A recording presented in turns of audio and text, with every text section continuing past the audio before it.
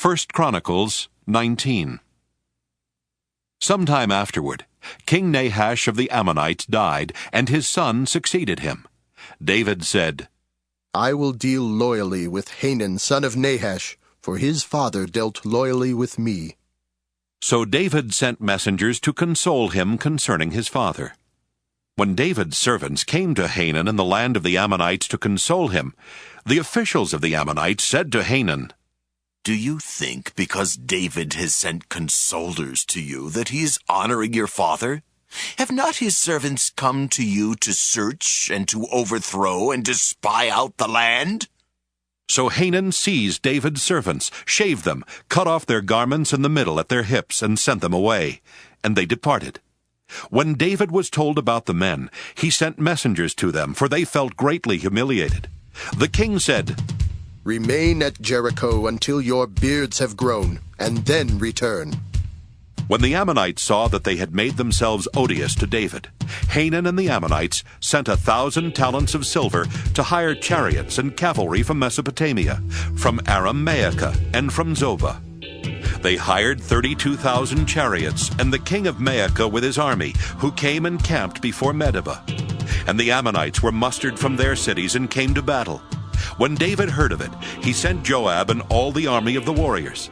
The Ammonites came out and drew up in battle array at the entrance of the city, and the kings who had come were by themselves in the open country.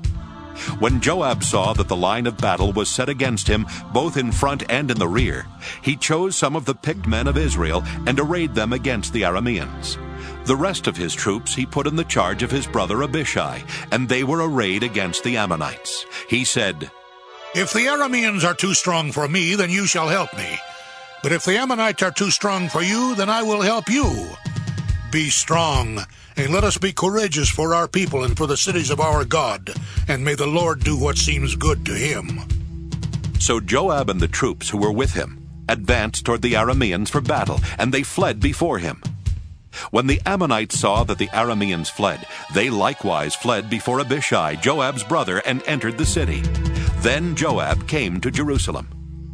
But when the Arameans saw that they had been defeated by Israel, they sent messengers and brought out the Arameans who were beyond the Euphrates, with Shophach, the commander of the army of Hadadezer, at their head. When David was informed, he gathered all Israel together, crossed the Jordan, came to them, and drew up his forces against them. When David set the battle in array against the Arameans, they fought with him. The Arameans fled before Israel, and David killed 7,000 Aramean charioteers and 40,000 foot soldiers, and also killed Shophach, the commander of their army. When the servants of Hadadezer saw that they had been defeated by Israel, they made peace with David and became subject to him. So the Arameans were not willing to help the Ammonites anymore.